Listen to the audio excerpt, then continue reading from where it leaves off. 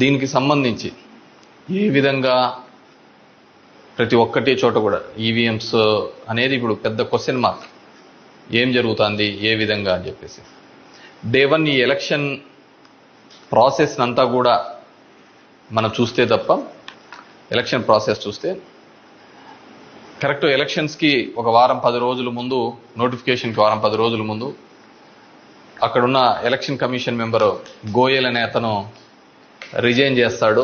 ఎందుకు రిజైన్ చేస్తాడో, ఏ దానికి చేస్తాడో తెలీదు. తర్వాత అంతకుముందు వరకు ఉన్న ఒక చట్టం, ఒక ఎలక్షన్ కమిషన్లో ఒక మెంబర్ని అపాయింట్ చేయాలనే దానికి ప్రధానమంత్రి, ప్రతిపక్ష నాయకుడు, చీఫ్ జస్టిస్ ఆఫ్ ఇండియా ఈ ముగ్గురు సమక్షంలో ఎన్నుకోవాల్సిన దాన్ని మళ్ళీ ఒక కొత్త చట్టం తీసుకొని వచ్చి ప్రతిపక్ష నాయకుడు, ప్రధానమంత్రి, క్యాబినెట్ సహచరుడు అని పెట్టి తీసుకొని వచ్చి ఒక కొత్త వ్యక్తిని తీసుకొని రావడం జరిగింది. అది మనం అందరం కూడా చూడడం జరిగింది. కానీ ఏం చేస్తారంటే బ్యూటీ ఆఫ్ డెమోక్రసీ, ఏ విధంగా కావాలంటే వాళ్ళ ఆ విధంగా చేయడం జరిగింది. ఈరోజు నేను కొన్ని ఉదాహరణలతో, నేను ఆంధ్రప్రదేశ్ దీని గురించి మాట్లాడితే మీరు ఇట్లా ఓడిపోయినారు కాబట్టి ఏమైనా చెప్తా అంటారు, ఏమైనా మాట్లాడుతూ అంటారు, ఏం అప్పుడు లేదా ఇప్పుడు లేదా అని కూడా మాట్లాడుతూ ఉంటారు. నేను ఇంతకుముందు కూడా చెప్పా, ఏ విధంగా కేవలం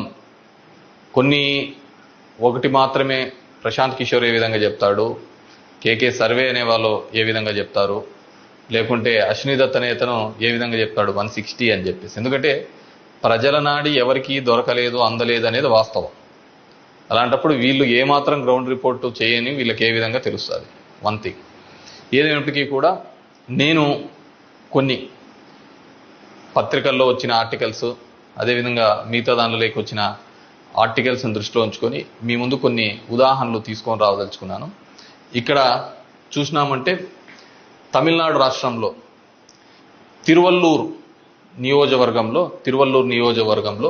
ఇది పార్లమెంట్ వైజ్గా నేను చెప్తున్నాను,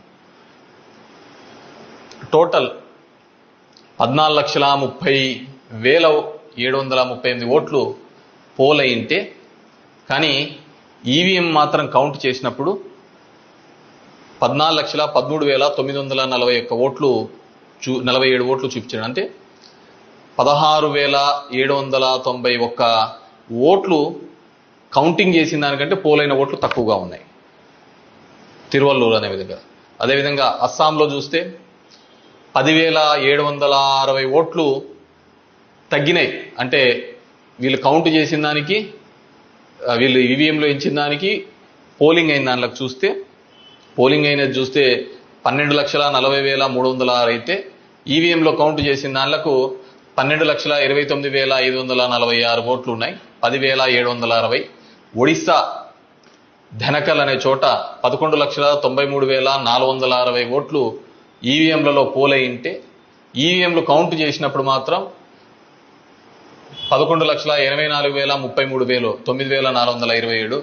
అదేవిధంగా గుంటూరు మన ఆంధ్రప్రదేశ్లో చూస్తే 14,11,989 పోల్ అయింటే కౌంటింగ్ చేసినప్పుడు 14,04,061 ఓట్లు 7,928 ఓట్లు పోలైన దానికంటే ఈవీఎంలలో తక్కువగా కనపడడం జరిగింది.